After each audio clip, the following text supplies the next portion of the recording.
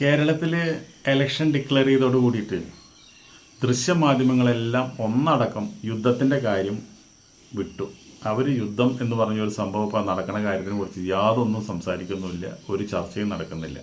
പക്ഷേ പാവം ജനം അതല്ല, യുദ്ധം എന്ന് തീരും. എത്ര കേരളം സമ്പന്നമായി തന്നെ ഗൾഫ് പണം കൊണ്ടാണ്. അപ്പോൾ അതെന്ന് തീരുമെന്ന് ഇവിടെ കണ്ണിൽ എണ്ണ ഒഴിച്ചിരിക്കുന്ന കേരള ജനതയുണ്ട്. അവർക്ക് പോലും ഒരു കാര്യം അറിയാൻ കിട്ടുന്നില്ല. വല്ല യൂട്യൂബിൽ നോക്കണം എന്താ നടക്കണമെന്നുള്ളതിന്. അപ്പോൾ ഇതിൽ നമ്മൾ പറയാമെന്ന് വെച്ചിട്ടുണ്ടെങ്കിൽ ആകാശത്തിൽ നടക്കുന്ന യുദ്ധം, ആകാശത്ത് വന്നിട്ടുള്ള യുദ്ധം ഒരു കാരണവശാലും ഇറാന് വലിയ മേൽക്കൈ കിട്ടാൻ സാധ്യത കുറവാണ്. കാരണം വെച്ചാൽ അവർക്ക് നാശം മാത്രമേ ഉണ്ടാവുള്ളൂ. പക്ഷേ അതിലും അവർ വളരെ ന്യൂനതമായുള്ള ഒരു മാർഗം കണ്ടെത്തിയിട്ടുണ്ട്. ഡ്രോൺ ആക്രമണം അതാണ് കൂടുതൽ ഇറാൻ ചെയ്യുന്നത്. അതിൻ്റെ കാരണം എന്താണെന്ന് വെച്ചിട്ടുണ്ടെങ്കിൽ നമ്മളിപ്പോൾ ഈ കല്യാണത്തിനൊക്കെ വയ്ക്കുന്ന ആ ഡ്രോണില്ലേ, അതിൻ്റെ വലിയ പതിപ്പ് അത് ഈ ചൈനയിൽ നിന്ന് 1 കോടി രൂപയ്ക്ക് കൊറോണക്ക് കിട്ടും. അത് കൊണ്ടുവന്ന് അതങ്ങോട്ട് തട്ടി വിടണത്. അത് ഒന്നിന് പറക്കം ഒന്നായിട്ട് ഇങ്ങോട്ട് കത്തിച്ച് വിടും, നമ്മൾ ഈ പടക്കം പൊട്ടിക്കുന്ന പോലെ. പക്ഷേ ആകെ 1 കോടി രൂപ ചിലവുള്ള ആ ഡ്രോൺ നശിപ്പിക്കണമെങ്കിലോ, അതേ സ്ഥാനത്ത് നമ്മുടെ ആ ഡ്രോണെ നശിപ്പിക്കണമെങ്കിൽ ഇരട്ടിയിരെ കോടിക്കണക്കിന് രൂപ വേണം അമേരിക്കയിലേക്ക് ഇത് നശിപ്പിക്കണമെങ്കിൽ. ആ നശിപ്പിക്കാനുള്ള എല്ലാ ഉപകരണങ്ങളും ഗൾഫ് രാജ്യങ്ങൾക്ക് കൊടുത്തിട്ടുണ്ട്. അപ്പോൾ ഇതിലിപ്പോൾ ഏറ്റവും വലിയ നഷ്ടം ആരൊക്കെ സംഭവിക്കുന്നത്? ഇറാനല്ല. ഇറാൻ ഈ ആകെ 1 കോടി രൂപയ്ക്ക് ഈ ഡ്രോൺ വെച്ച് കഴിഞ്ഞാൽ ആ ഡ്രോണെ ശരിക്കും തടുത്തില്ലെങ്കിലോ വലിയ നാശം വിധിക്കുന്ന ഒരു സംഭവം അത്. അപ്പോൾ അത് ചൈനക്കാരെ കണ്ടുപിടുത്താണ്. അതുപോലെ തന്നെ ഈ വക കണ്ടമാനം കോപ്പുകളും മറ്റുള്ള സാധനങ്ങളും ഒക്കെ റഷ്യയും ചൈനയും കൂടി ഒരുപാട് ഇറാന് കൊടുത്തിട്ടുണ്ട്. അതൊക്കെ ഒന്ന് പൊട്ടിച്ച് തീരണ്ടേ? അതൊക്കെ പൊട്ടിച്ച് തീർന്നാലല്ലേ വീണ്ടും ഇതുപോലെ യുദ്ധോപകരണങ്ങൾ വിട്ട് കൊടുത്ത് കാശുണ്ടാക്കാൻ പറ്റുള്ളൂ. അപ്പോൾ യുദ്ധം എത്ര വേണമെങ്കിലും പോരട്ടെ എന്ന് വിചാരിച്ചിട്ടാണ് നമ്മുടെ 2 രാജ്യങ്ങൾ, ചൈനയായാലും റഷ്യ ആയാലും ഇരിക്കുന്നത്. അമേരിക്ക എന്ന് വെച്ചിട്ടുണ്ടെങ്കിൽ എങ്ങനെയെങ്കിലും ഇപ്പോൾ ഈ യുദ്ധത്തിൽ നിന്ന് തലയൂരാൻ എന്താ വഴിയെന്ന് ആലോചിച്ചിരിക്കുന്നത്. ഈ ആകാശയുദ്ധത്തിൽ മുൻകൈ കിട്ടിയാലും പക്ഷേ കരയുദ്ധം നടത്താണ്ട് ഒന്നും നടക്കില്ല. കരയുദ്ധം നടത്തിയിട്ട് അമേരിക്കയ്ക്ക് ഒരു പരിചയമില്ല. എവിടെ കരയുദ്ധം നടത്തിയിട്ടുണ്ടോ അവിടെ നിന്നൊക്കെ ഓടിപ്പോകുന്ന ചരിത്രമാണ് അമേരിക്കയ്ക്ക് ഉണ്ടായിട്ടുള്ളത്. കരയുദ്ധം എന്ന് പറഞ്ഞാൽ അതിൽ ഒരുപാട് ആൾനാശം സംഭവിക്കും. ഇറാൻ ആൾനാശം സംഭവിക്കുന്ന വലിയൊരു വിഷയമുള്ള കാര്യമൊന്നുമല്ല. അവർ യുദ്ധം ചെയ്ത് ഒരുപാട് പരിചയവും തഴക്കവും ഉള്ള ആൾക്കാരവർ. വെച്ചാൽ ഇറാൻ ഇറാഖും തമ്മിലുള്ള യുദ്ധം എത്ര കൊല്ലം നീണ്ടുന്നത്. അവർക്ക് യുദ്ധം ചെയ്യുന്നത് ഒരു ഹരാണ്. അവിടുത്തെ കൊച്ചു കുട്ടികൾ പോലും വന്ന് യുദ്ധം ചെയ്യും. അതല്ലാണ്ടൊന്നും അവിടുത്തെ ഈ യുദ്ധമൊന്നും അവസാനിക്കില്ല.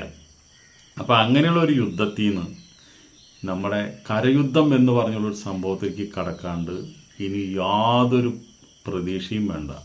യുദ്ധത്തിൽ ഇപ്പം മേൽക്കൈ അമേരിക്കയ്ക്ക് കിട്ടിയാലും കരയുദ്ധം നടത്താണ്ട് ഇറാനെ കീഴ്പ്പെടുത്താനോ നഷ്ടപ്പെടുത്താനോ പറ്റില്ല. പക്ഷേ അവിടുത്തെ ഭൂപ്രകൃതി ശരിക്കും പറഞ്ഞ ഒരു കരയുദ്ധം ശരിക്കും അനുകൂലമായി വരിക ഇറാനാണ്, അമേരിക്കയ്ക്കല്ല.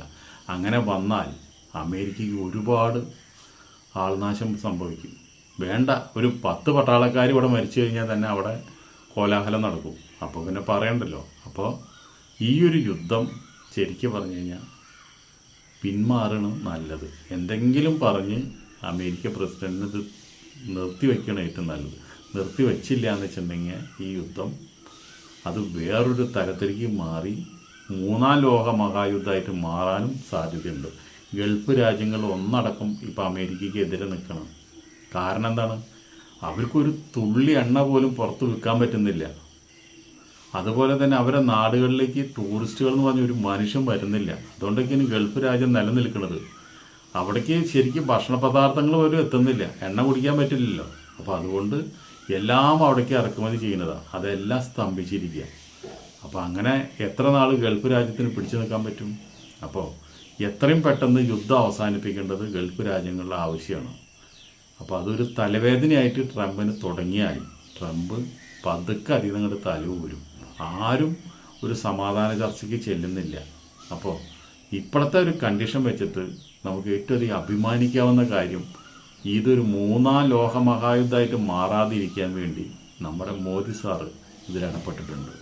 വേറെ ആരും ഇടപെട്ടിട്ടില്ല. മറ്റുള്ളവർക്കൊക്കെ സ്വാർത്ഥ താല്പര്യങ്ങളുണ്ട്. മോദി സാറിനാച്ചാൽ സ്വാർത്ഥ താല്പര്യങ്ങളില്ല.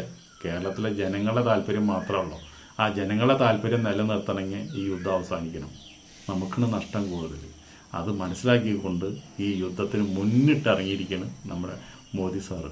അതുകൊണ്ട് ഈ യുദ്ധത്തിലെ മധ്യസ്ഥൻ എന്ന നിലയിൽ നമ്മുടെ മോദി സാറിനെ നമുക്ക് അഭിനന്ദിക്കാം. യുദ്ധം ആ മോദി സാറിൻ്റെ മധ്യസ്ഥതയിൽ തീരോ ഇല്ലയോ അതൊന്നും നമുക്കിപ്പോൾ ഒന്ന് പറയാൻ പറ്റില്ല. പക്ഷെ എന്നിരുന്നാലും നമുക്ക് അഭിമാനിക്കാം. മറ്റ് രാജ്യങ്ങൾ പോലും, അമേരിക്ക പോലും ഒരു മധ്യസ്ഥന് മോദി സാറ് ഇറങ്ങി തിരിച്ചോ എന്ന് പറഞ്ഞ നിലയ്ക്ക് അതൊരു വലിയ അഭിമാനമായിട്ട് നമ്മൾ ഓരോ ഇന്ത്യക്കാരനും മനസ്സിൽ കൊണ്ടു നടക്കുന്നു. അതുപോലെ തന്നെ ആ ഒരു മനുഷ്യന് നമ്മൾ ആ ഒരു 1000 പൂക്കളിട്ട് നമ്മൾ ആ കാലിൽ നമസ്കരിക്കുന്നു. ഇതൊരു രാഷ്ട്രീയക്കാരനായിട്ട് നമ്മൾ പറയണതല്ല.